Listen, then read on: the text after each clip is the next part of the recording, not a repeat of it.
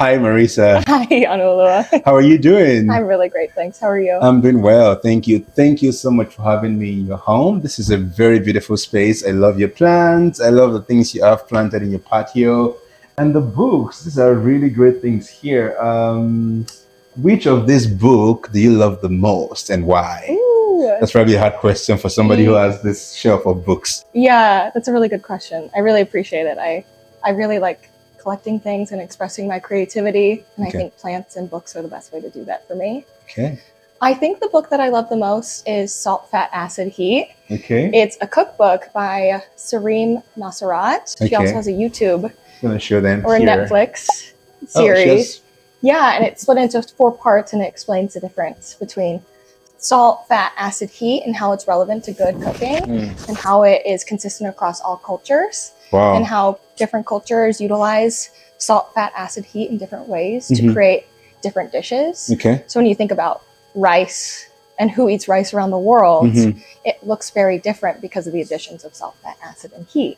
Right, right. So Samin Nosrat has to pay us for advertising this book. Anyway, it's an unpaid advertisement. Yeah. Anyway, that's really good. Can you introduce yourself, my friend? Absolutely. Please? Yeah, my name is Marissa McKeague. I am a 4th-year doctoral candidate in the same lab as Yanu. Yeah. I am originally from California, grew up on the Central Coast, went to Colorado State University for my undergraduate and studied business marketing.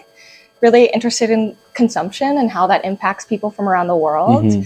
Studied international marketing because of that. And then I decided that consumption was really the thing that drives me. So I wanted to study food and how food impacts people from around the world. I went to Oregon, study at the National University of Natural Medicine, learned food as medicine, and got to interact with people from around the country and learn how to give appropriate nutrition advice to people. Yeah, that's really good. So where are you planning to go to this summer? Yeah, I appreciate that. I think that the world is so big that I want to see it all. Yeah, right. I have the opportunity to go to Cadiz, Spain this summer to go to my favorite nutrition conference, ISPNPA. Yeah. I'm going to meet my friend Summer, who lives in Mallorca, Spain, and we're going to do a road trip down the coast, the southern coast of Spain and Portugal, and just go camping and live out of a car for a week. That's good. And for those who don't know ISPNPA, that's International Society for Behavior, Nutrition and Physical Activity, ISPNPA.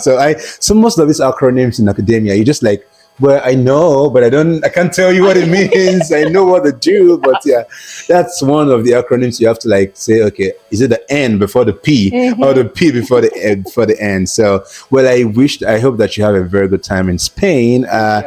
That's going to be really fun for you. Thank you. I'm really excited to see the world, study what I love to study, and see one of my best friends. That's beautiful. That's beautiful. Good. So, straight to the point, what is one question you would like me to ask people I interview on this channel and why? Yeah, I really appreciate the question, the intention of coming here and asking me.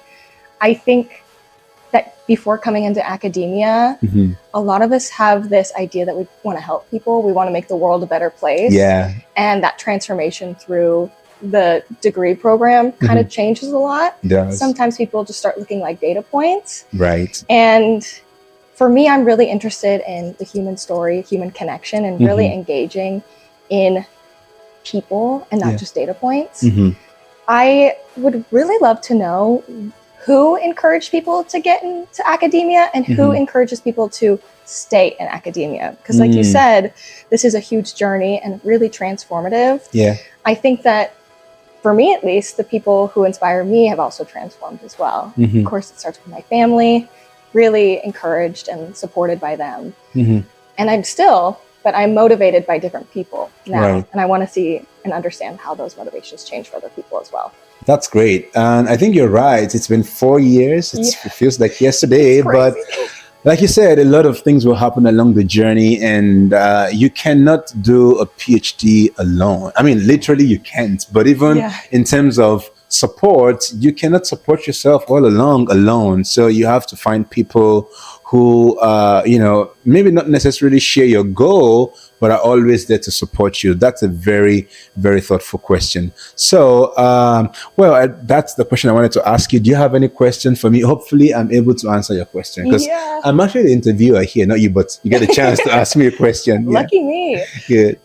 I'm curious who continues to motivate you to stay in your PhD program, and who maybe inspires you to be a better professor, a better educator one day.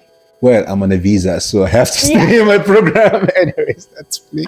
I have to stay in my program. Anyway, so I love to read a lot of books. And then when I finished my bachelor's, I felt like I want more of this. I enjoyed being in school, that I wanted to do more. I wanted to get my graduate degree. And I just saw myself as being a college professor at some point. At some point, I felt like, you might not really feel like what I was looking for, because maybe I should save that for another time, because there will be a time I'll talk about my story on this channel. Anyways, but my parents are also a very big part of my motivation to start. My parents never really got so much formal education, and one of the promises they made is they're going to allow their children to go as far as they want to go, and they keep supporting us even till now.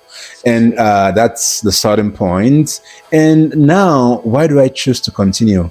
I'm going to say I've had a lot of mentors and advisors. I'm a PhD student who is in many labs. I was telling you yesterday, I do a lot of work with so many professors, and it's because I at some point realized that they all come with different strengths, and they all don't have the same strengths. And sometimes, or most times, as a PhD scholar, if you don't want to be, I don't think I want to be the exact replica of another person. So I need a bit of so many people to make me my unique scholar. Absolutely. So I think all my mentors, all my advisors are reasons I still continue. A lot of them ask very interesting research questions. They're very hardworking. My advisor, Dr. Colby, is very kind, and I see her as somebody whose uniqueness is being understanding students, not just our students, really anybody that comes across her, understanding them for who they uniquely are and wanting to really help them. And I think I hope that at some point somebody will see me as, even if there's no other person in my department who understands me, my failure, my stress, my worries, and all, this man will. So she encourages me to know that there's a spot for somebody who, in spite of all the progress and everything, or maybe failures going on, they understand every student for who they are. So she's one person who still encourages me to go forward. I love that. I can definitely see how both you and Dr. Colby live your values in and outside of research. I love her for that. Well, thank you so much. We're gonna have Marissa again at some point. Hopefully, we're looking forward to that. But for now, keep like this video, comment, and please ask me any questions you want me to ask people. Thank you so much, and see you in the next video. Being here, I became in a way independent. I have very much different social norms than what we had back in our countries. Right.